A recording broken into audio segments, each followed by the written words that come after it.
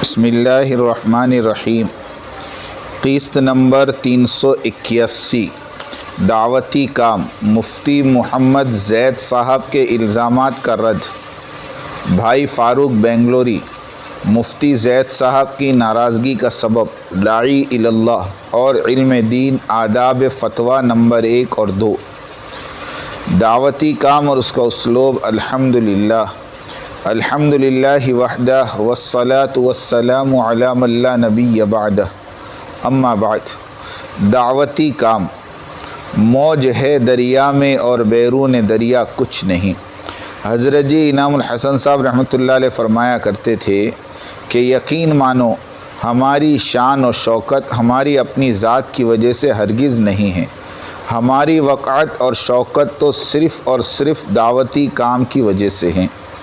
اگر کوئی مجھ سے مصافحہ کرتا ہے تو میں دل سے کہتا ہوں کہ یہ شخص انعام سے نہیں بلکہ تبلیغ سے مصافحہ کر رہا ہے۔ افسر کا رعب اور دبدبہ اس کی وردی کی وجہ سے ہے۔ وردی بدلی سب کچھ گیا۔ کوئی بھی تبلیغی بڑے سے بڑا ہی کیوں نہ ہو، اس کی عزت، اس کا مرتبہ مرکز نظام الدین کی ترکیز سے جڑا ہوا ہے۔ مرکز نظام الدین سے جو بھی کٹا گویا اس نے وردی اتار پھینکی۔ اب اسے مرتبہ اور مقبولیت سے ہاتھ دھونا ہی پڑے گا، یہاں تک کہ اگر یہ اس اجتماعیت سے کٹا ہوا ہی مر گیا تو جہالت کی موت مرا۔ تنبیہ: اللہ جس کا ساتھ دے تو وہی تحریک پنپتی ہے، تحریکیں قوموں اور روپیوں کے بل پر نہیں ابھرتی۔ فاروق بھائی بنگلور والے آج کل اپنی تقاریر میں عقیدت اور بصیرت پر بہت بولتے ہیں، ہمارے ان 2 سوالوں کا جواب دے۔ نمبر 1، مولانا محمد سعد صاحب نے جب مرکز نظام الدین کی شورا بنائی اور ان احباب کے ناموں کی فہرست بھائی فاروق بنگلوری آپ نے خود اپنے ہاتھوں سے لکھی تھی اور اس پر مولانا ابراہیم صاحب دیولہ دامت و برکاتہم نے دستخط کیے تھے۔ فاروق بھائی، یہ فہرست آپ نے عقیدت میں لکھی تھی یا بصیرت پر؟ دوسرا سوال، قل ھذہ والی آیت کی تفسیر ادعو الی اللہ کی جگہ ادعو الی نظام الدین اور علی بصیرتن کی جگہ علی عقیدت بیان کیا تھا، اور اس آیت کے ترجمے میں ارادتاً باضابطہ تحریف کی تھی، کیا یہ بھی عقیدتاً کیا تھا یا بصیرتاً؟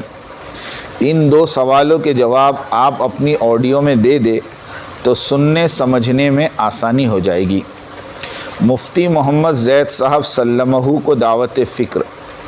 امام مسلم فرماتے ہیں کہ یہ ممکن ہے کہ کوئی صحیح حدیث غلطی سے ضعیف حدیث کے ذخیرے میں گم ہو کر رہ گئی ہو، لیکن یہ ناممکن ہے کہ کوئی ضعیف حدیث صحیح کے ڈھیر میں مخلوط ہو کر رہ جائے۔ فائدہ: دنیا جب سے بنی ہے اس وقت سے لے کر آج تک کسی فارمولے پر لاکھوں دماغ، وہ بھی فل ٹائم مصروف رہے ہوں، اس کی مثال نہیں ملتی سوائے حدیث رسول اکرم صلی اللہ علیہ وسلم۔ اس کے باوجود معتبر احادیث والی کتاب پر شک و شبہ کرنا محض اس وجہ سے کہ یہ کتاب فلاں نے مرتب کی ہے یا فلاں نے لکھی ہے اور اس سے اعراض کرنا اور اس پر لب کشائی کرنا، یہ اس عامی اور جاہل شخص کا کام تو ہو سکتا ہے جو اہمیت حدیث کو سرے سے جانتا ہی نہ ہو، لیکن ایک مفتی اور خاص کر شیخ الحدیث کہ جس کا اوڑھنا بچھونا ہی حدیث نبوی ہو، وہ اس طرح کی بہکی باتیں کرے کہ فضائل اعمال کو منتخب پر ترجیح دے جو کہ مستند حدیث کا مجموعہ ہے،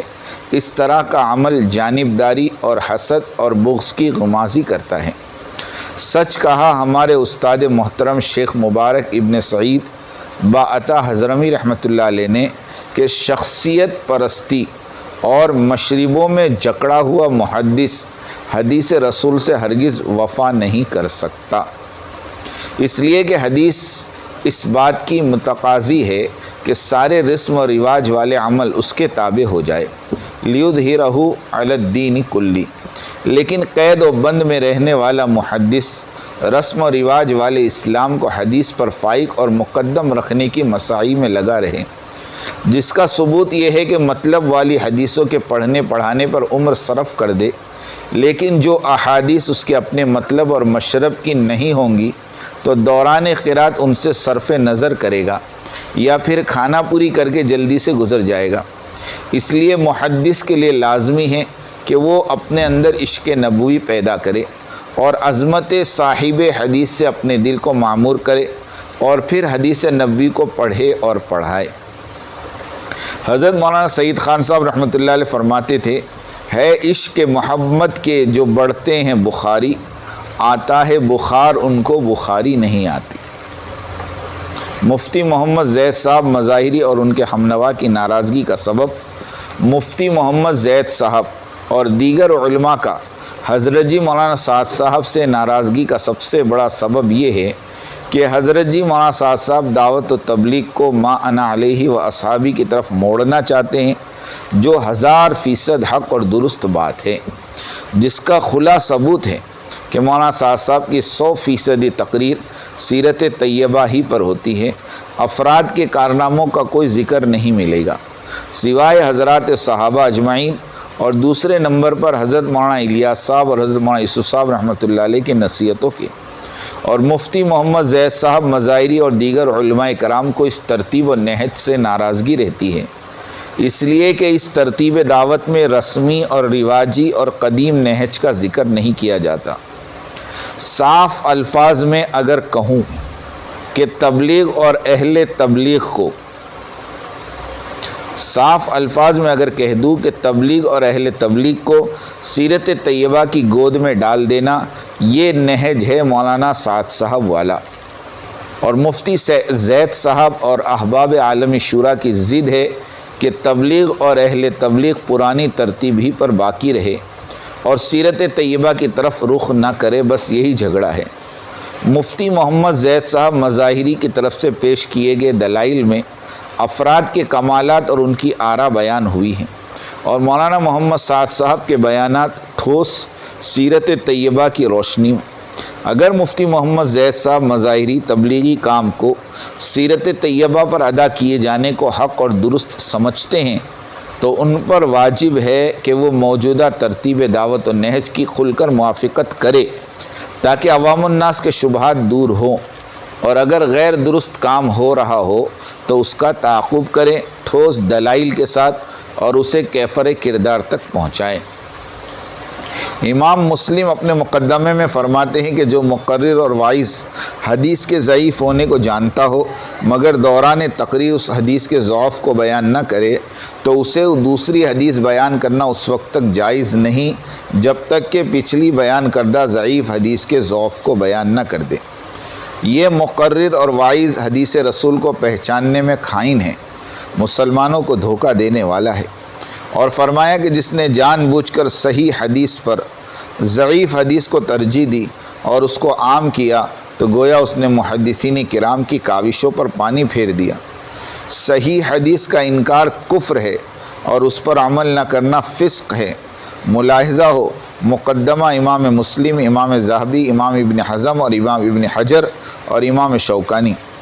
ان تمام اکابرین حدیث کے بیان کے مطابق مروجہ تبلیغ کی کتاب فضائل اعمال کو منتخب احادیث پر ترجیح دینا سراسر ظلم ہے، کفر ہے اور نفاق ہے۔ داعی اللہ اور علم دین، داعی علم دین سے دور بھاگے یہ ناممکن ہے، تبھی تو ان تبلیغ والوں نے دنیا بھر کے دینی مدارس کو اپنی اولاد سے بھر دیا۔ یہی نہیں بلکہ اپنی کمائی کا ایک وافر حصہ ان مدارس کے اخراجات پر لگایا، اور جس کی برکت یہ ہوئی کہ ان کی نسلوں میں علماء، مفتی اور شیخ الحدیث صاحبان پیدا ہوئے اور ہو رہے ہیں، اور اکابر علماء دنیا بھر میں جہاں جاتے ہیں یہی تبلیغ والے تو ان کے خدام ہوتے ہیں، الحمدللہ۔ آداب اور اصول قضائت و فتویٰ۔ الادب الاول اخلاص النیہ۔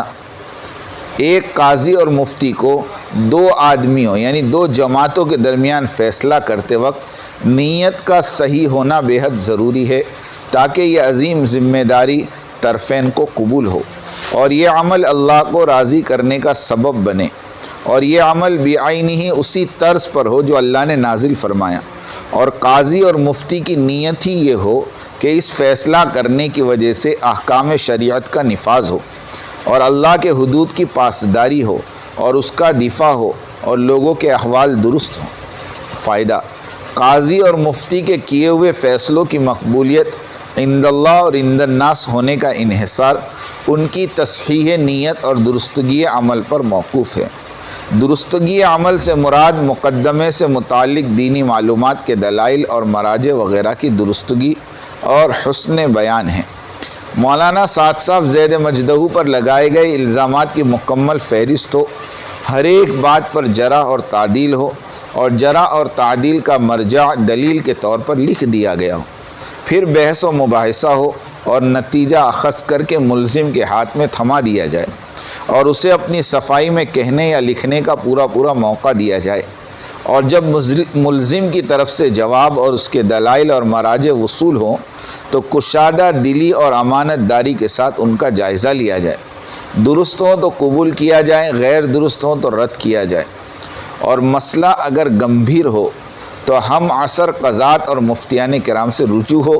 ان سے رائے لی جائے، پھر کسی نتیجے پر پہنچ کر فیصلہ صادر کیا جائے۔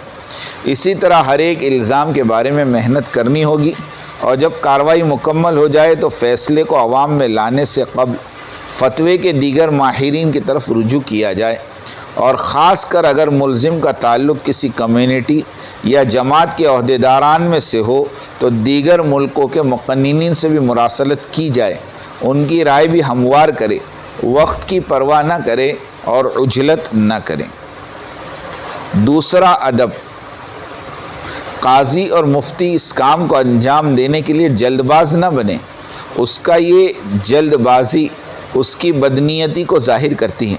اور جس نے بھی فتویٰ دینے میں حریص ہوا اور جلد بازی کی تو وہ شخص اس کام کی توفیق سے محروم کر دیا گیا